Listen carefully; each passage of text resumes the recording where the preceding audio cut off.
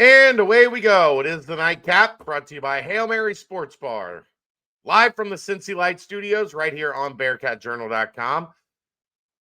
If you're craving an ice-cold Cincy Light, maybe you go see our good friends at Hail Mary's.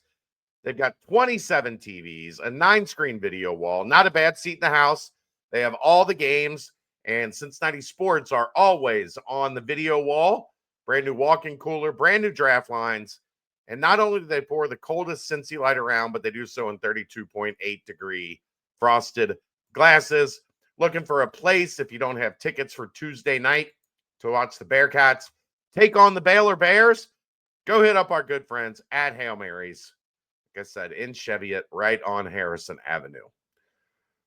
All right, Sunday night, we are winding down. There's only 2 more Sundays to the regular season after tonight, Aaron. So we are in the home stretch of the Big 12 season. First off, though, rest in peace to Steve Toyo. Terrible news out of the Bearcat community today. Steve was, if you don't remember, or if you're, younger and newer to the fan base, Steve was on mixed 3rd and 4th teams. He was essentially Yancey Gates' backup. Quiet dude, really nice dude, but you want to talk about enforcer. My main memory of Steve is UC was playing Notre Dame at US Bank Arena in the Big East days. And Notre Dame had a chippy point guard at the time. And he tried to start something at center court, and Toyo stepped in, and it was like, oh, he's going to rip his arms off. Like, he might rip his arms off and beat him with it. Like, that dude does not know who he is about to step in the ring with. Steve was strong as a freaking ox, man. And unfortunately, it sounds like he had a heart attack yesterday. And way too young. Way too young. Yes, teammates with Cash and SK and Yancey and Dion and all of those guys. So prayers out to the Toyo family and everybody that was close to him, to his teammates. I know this is a difficult time for them when that mortality hits, that, a teammate passed of natural causes. So for sure, thinking all those guys and Mick and the staff and everybody that knew Steve. He was a good dude. Good dude. Not a dude you would want to run into in a dark alley.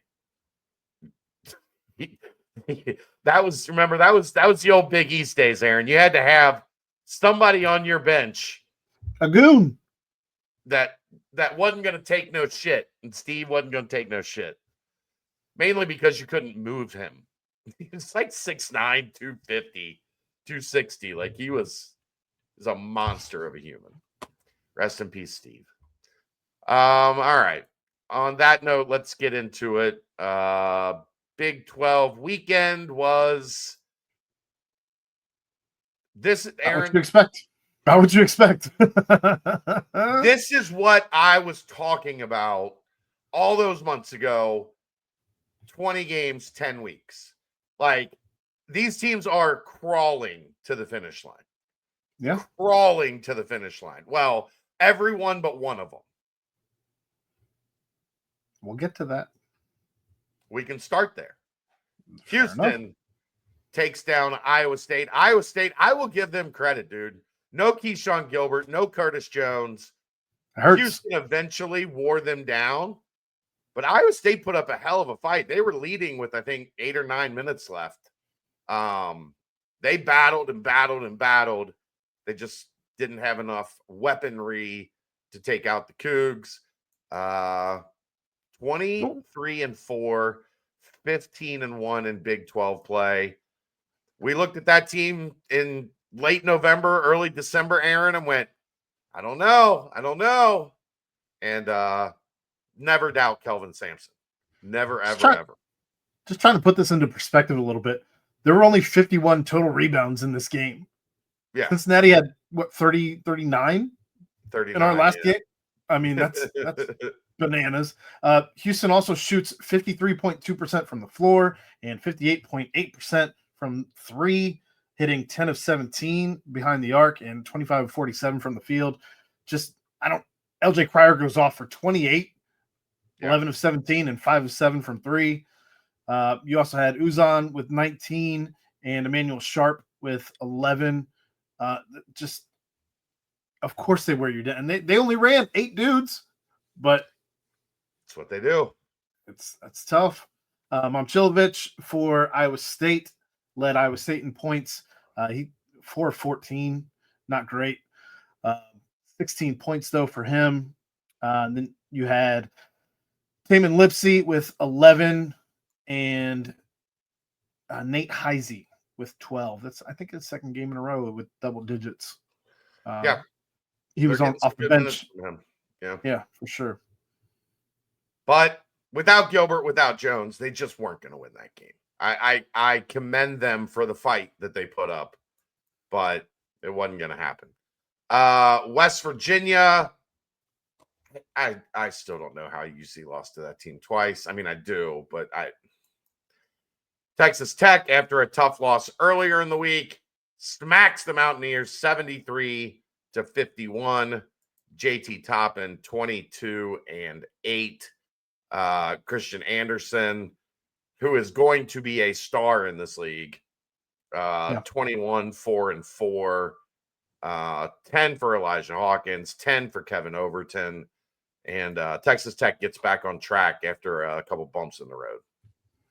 Yeah, you saw Amani Hansberry continue his hot streak, I guess, if you will, with 14 and 11. He had a double-double in this one. Javon Small has fallen off quite a bit. He only had 10 points, 5 assists, going 3 of 14 from the field, 1 of 6 from three. I'm wondering how much that ankle is bothering him. That seemed to subdue him in the Bearcats game. But yeah, West Virginia is in a weird spot.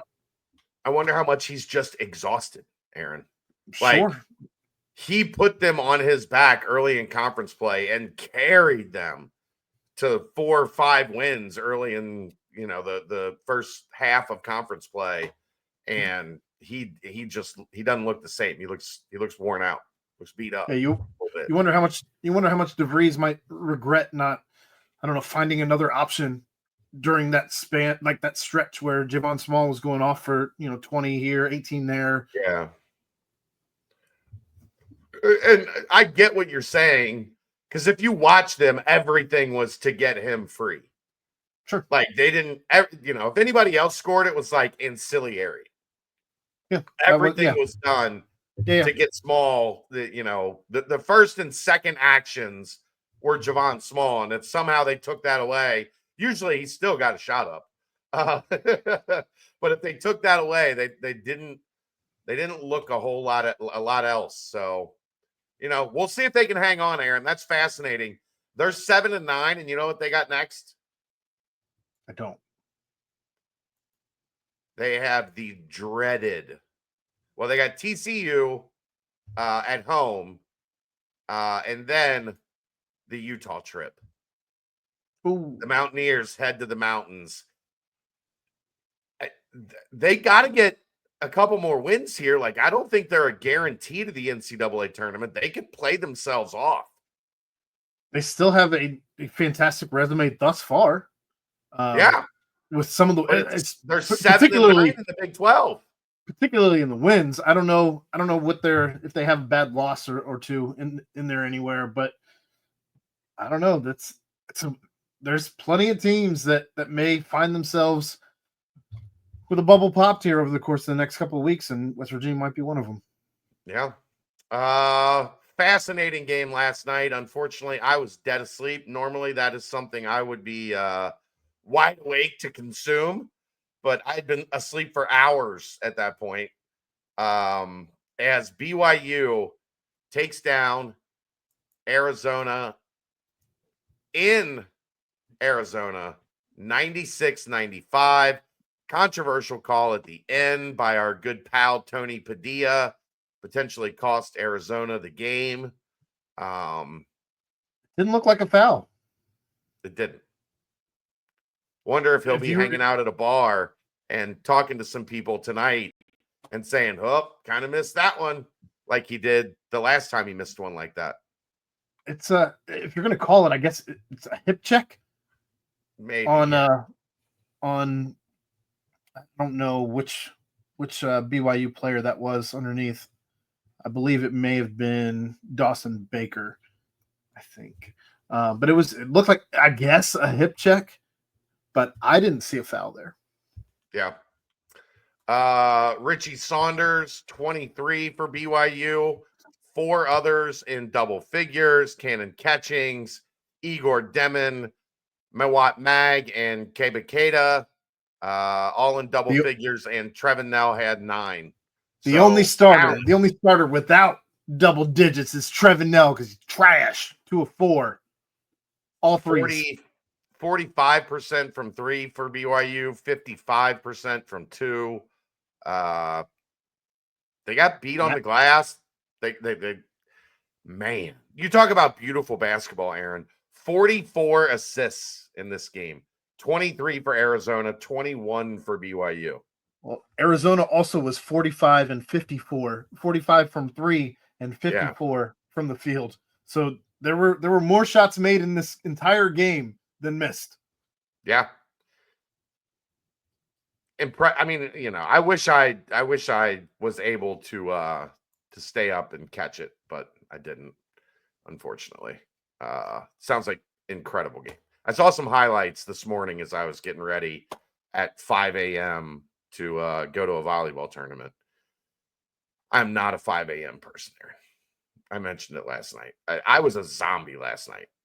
Like, I was a zombie last night. I got a little nap in today. BYU quietly in 5th place in the Big 12 after this win. And Cincinnati pants them here at the Third Arena. Now, they got pantsed at BYU. Sure. But both teams at the end of that home and home were pantsless. Arizona 12-4. So Kansas 96, Oklahoma State 64. Poor Oklahoma State had to be the bearer of bad news, as things have not gone well for the Jayhawks of late. KJ Adams with multiple highlight dunks for Kansas, and Jayhawks. I ain't gonna say they fixed things. I'm not gonna say they're back on track. I am gonna say they beat the hell out of Oklahoma State on Saturday. Tyler Hunter Dickinson with 16 and 11. I know you mentioned KJ Adams with several highlight dunks. That's apparently all he did in this game, with 6 points and 6 rebounds. But Zeke Mayo, he's a dog. 15 points in this one. DeJuan Harris with 14, and David Coit with 15 off the bench. On the other side, though, you had Bryce Thompson for Oklahoma State with 21. And then off the bench, you had Marcellus Avery with 10 and Brandon Newman with 11.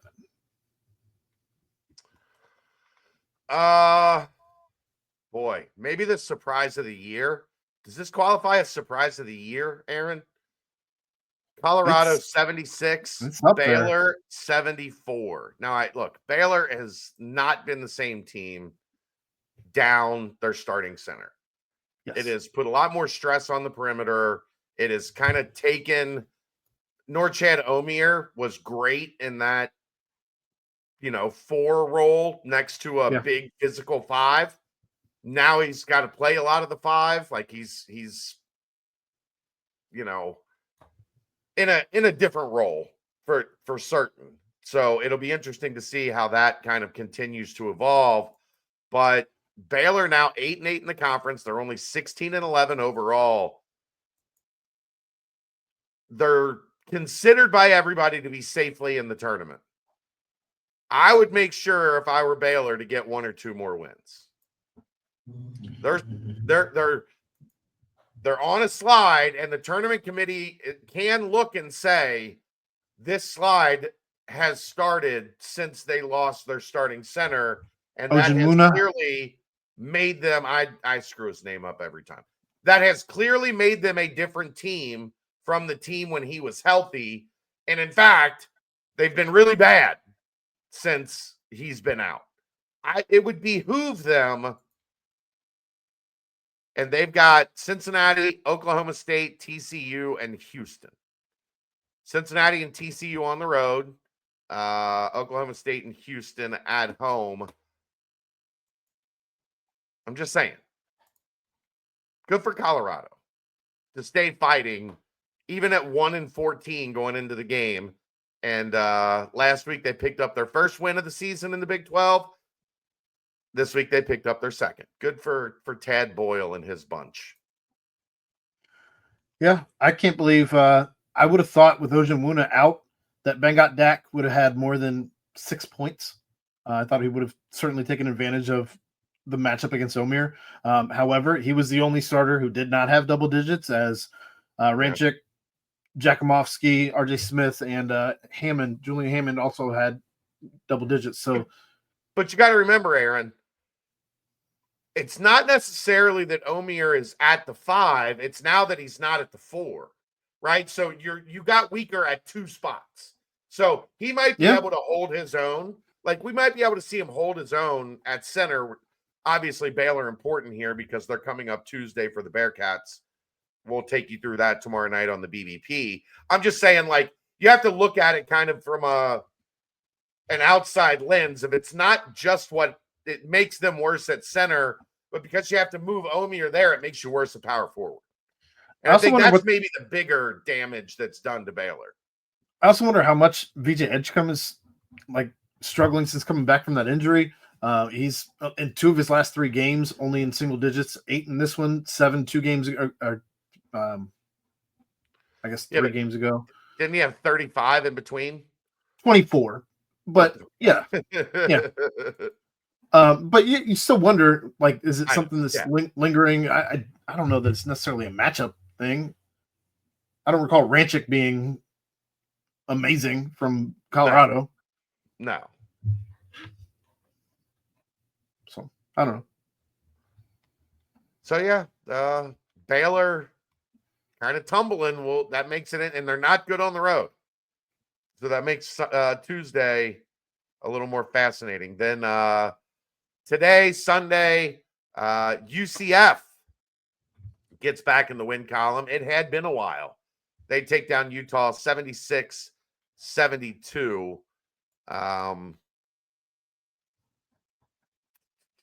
Keyshawn Hall only with 11 in a win for UCF. And he got his shots up, 12 attempts, 0 of 3 from 3, 3 of 12 from the floor. He had 11. Mustafa Thiam had 18. Darius Johnson had 12. Jordan Ivy Curry, 12. Dalen Coleman, 10 for UCF. And it was really Gabe Madsen with 23. Ezra Asur with 20. And then Sharam Jantz with 15 for Utah. It had been 3 weeks. I mean, they went through a stretch, 3.5 weeks, Aaron. Almost, it had been a month since their last win, which was over TCU 8 games ago. That's dreadful. Yeah. They're back to 5-11, or they're up to 5-11 in the Big 12. Utah at 7-9. And then finally, Kansas State, who we talked about this, what is going to happen there now that pretty much their bubble had popped? Well, guess what, Aaron? And guessing what? Coleman Hawkins did not play today. He had a knee injury of some sort. Weird. Right? The game after, they pretty much had their season. The book closed on their chances to get in the NCAA tournament. The next game, $2 million man, Coleman Hawkins. Maybe it's, I'm not assuming anything, Aaron. I'm just saying it's a coincidence for a team that we talked about, a mercenary type team. Like, how hard do they fight? now that they're pretty much not going to make the tournament. And they didn't saying have a it, whole I'm lot of fight saying. today. Arizona Yeah, State was up early and controlled the game. I'd be pissed as a fan. Jaden Quaintance, though, 18 and 7 in this one. Sean Phillips, he had 10 and 11 in this one, getting a double-double. And then off the bench, you had Amir Ali. He had 11 for the Sun Devils. On the flip side, David Ngessen, he was trying. He had 20 and 13. That's a monster game for that guy. And then CJ Jones with 10 for Kansas State.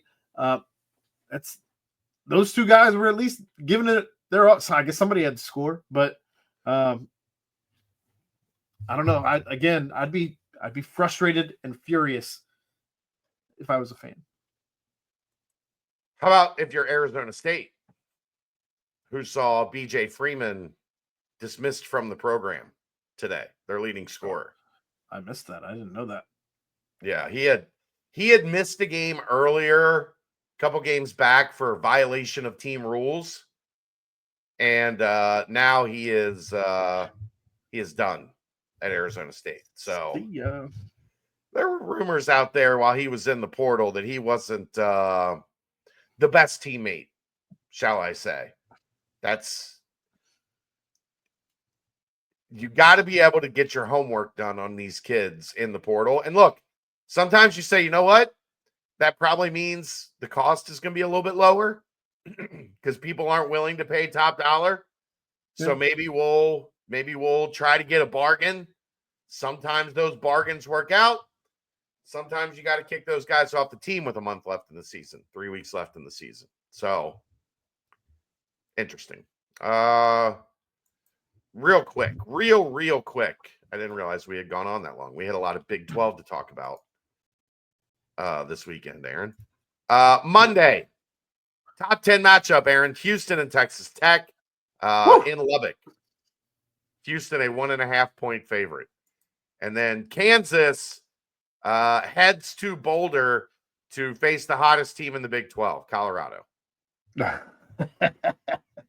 Aaron, Kansas only a 6.5-point favorite. I see that, and I'm a little curious, but we'll see. Baylor, Cincinnati on Tuesday. Iowa State, Oklahoma State at 8 Tuesday. TCU, West Virginia. TCU 8-8. West Virginia 7-9. Those two teams probably not going to make the tournament, but the door is still cracked, and they're playing each other, so that'll be fascinating Tuesday night. Fighting for their life. And then Wednesday, 3 games on Wednesday. Kansas State at UCF, Utah at Arizona, and BYU at Arizona State. So other than Houston, Texas Tech, and I guess TCU, West Virginia, not a lot of marquee draws this weekend or this week in this Monday through Wednesday set, but it'll still be entertaining, I'm sure. And there'll be an upset. Something wild will happen, and we're all going to be scratching our heads. That 6.5 Kansas, that one, something weird already. All right. Also, you got standings real quick? Yeah, I got them real quick here. Houston alone at the top, 15-1. Then you got Texas Tech and Arizona at 12-4, Aaron, tied for second. Houston is 3 games clear of this league. Kelvin Sampson's the best coach in college basketball right now. They're really, really good. Iowa State there at 4th, 11-5. BYU in 5th, 10-6. Kansas 9-7 in 6th place. TCU and Baylor tied for 7th at 8-8, sitting at 500. Then you have West Virginia and Utah and Kansas State all tied at 7-9 for 9th place. Cincinnati there in 9th, 10th, 11th, 12th place at 6-10. Then Oklahoma State and UCF tied at 5-11 for 13th place. Arizona State 4-12 in 15th place. And Colorado in the basement by themselves, 2-14. Woof. Got a big win, Aaron. That's all that matters. They got a big dub. They're not defeated. They're not. I mean, they've won like 2 out of 3, 2 out of 4, something like that. Like hot streak. Hot streak. Hot. All right. Let's get out of here. We'll see you tomorrow night on the BBP. Live at 8, we will have defensive coordinator for the Bearcats, Tyson Veit, join us on the show. See you next time. That's the Nightcap, brought to you by Hail Mary Sports Bar, right here on BearcatJournal.com. See ya.